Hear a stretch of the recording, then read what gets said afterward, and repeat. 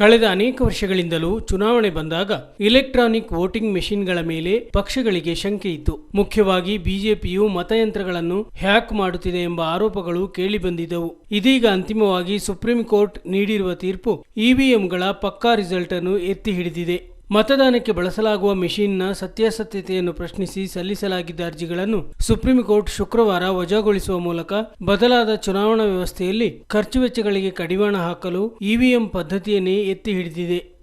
ಪ್ರೋಟೋಕಾಲ್ಗಳು ಮತ್ತು ತಾಂತ್ರಿಕ ಅಂಶಗಳನ್ನು ವಿಸ್ತೃತವಾಗಿ ಚರ್ಚಿಸಿದ ಬಳಿಕ ನ್ಯಾಯಪೀಠವು ಎಲ್ಲ ಅರ್ಜಿಗಳನ್ನು ತಿರಸ್ಕರಿಸಿದೆ ಎಂದು ನ್ಯಾಯಮೂರ್ತಿ ಖನ್ನಾ ಹೇಳಿದ್ದಾರೆ. ಕಳೆದ ಬುಧವಾರದ ವಿಚಾರಣೆಯ ಸಂದರ್ಭದಲ್ಲಿ ಇವಿಎಂಗಳು ಮತ್ತು ವಿವಿಪ್ಯಾಟ್ಗಳು, ಅದರ ವಿವರವಾದ ನಿಯಂತ್ರಣ ಘಟಕದ ಫಲಕ ಮತ್ತು ಅವುಗಳ ಭದ್ರತಾ ವೈಶಿಷ್ಟ್ಯಗಳನ್ನು ಹೇಗೆ ತಿಳಿಯುತ್ತವೆ ಎಂಬ ಬಗ್ಗೆ ಚುನಾವಣಾ ಆಯೋಗದ ಅಧಿಕಾರಿಯೊಬ್ಬರು ಪೀಠಕ್ಕೆ ಮಾಹಿತಿ ನೀಡಿದರು. ಯಾವುದೇ ಸಂದರ್ಭದಲ್ಲೂ ಇವಿಎಂಗಳನ್ನು ತಿದ್ದಲು ಸಾಧ್ಯವಿಲ್ಲ ಮತ್ತು ವಿವಿಪ್ಯಾಟ್ ಸ್ಲಿಪ್ಗಳ ಸಂಪೂರ್ಣ ಎಣಿಕೆ ಪ್ರಾಯೋಗಿಕವಾಗಿ ಕಾರ್ಯಸಾಧ್ಯವಲ್ಲ ಎಂದು ಚುನಾವಣಾ ಆಯೋಗ ಸುಪ್ರೀಂ ಕೋರ್ಟ್ಗೆ ಸ್ಪಷ್ಟಪಡಿಸಿದೆ.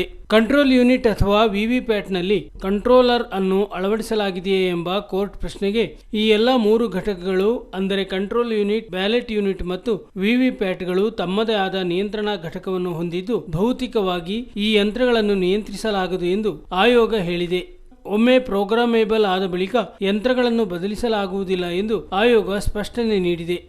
ಕಂಟ್ರೋಲ್ ಯೂನಿಟ್ ಅನ್ನು ಮಾತ್ರವೇ ಸೀಲ್ ಮಾಡಲಾಗುತ್ತದೆಯೇ, ವಿವಿಪ್ಯಾಟ್ ಅನ್ನು ಪ್ರತ್ಯೇಕವಾಗಿ ಇರಿಸಲಾಗುತ್ತದೆಯೇ ಎಂಬ ಪ್ರಶ್ನೆಗೆ ಮತದಾನದ ನಂತರ 3 ಸೀಲ್ ಮಾಡಲಾಗುತ್ತದೆ ಎಂದು ಆಯೋಗ ತಿಳಿಸಿದೆ.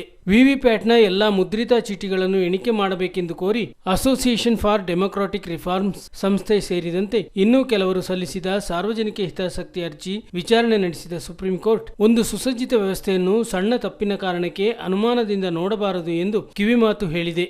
ವಿವಿಪ್ಯಾಟ್ ಮುದ್ರಿತ ಚೀಟಿಗಳನ್ನು ಮತದಾರರಿಗೆ ನೀಡಬಹುದೇ ಎಂದು ಆಯೋಗದ ಪರ ವಕೀಲರಿಗೆ ನ್ಯಾಯಪೀಠ ಪ್ರಶ್ನಿಸಿತು. ಚೀಟಿ ನೀಡಲು ಅಭ್ಯಂತರವಿಲ್ಲ, ಆದರೆ ಮತದಾನದ ಗೌಪ್ಯತೆ, ಮತದಾರರ ಖಾಸಗಿತನಕ್ಕೆ ಧಕ್ಕೆಯಾಗಲಿದೆ, ಜೊತೆಗೆ ದುರ್ಬಳಕೆಗೂ ದಾರಿಯಾಗುವ ಅಪಾಯವಿದೆ ಎಂದು ಆಯೋಗದ ಪರ ವಕೀಲ ಮಣೀಂದರ್ ಸಿಂಗ್ ಆತಂಕ ವ್ಯಕ್ತಪಡಿಸಿದರು.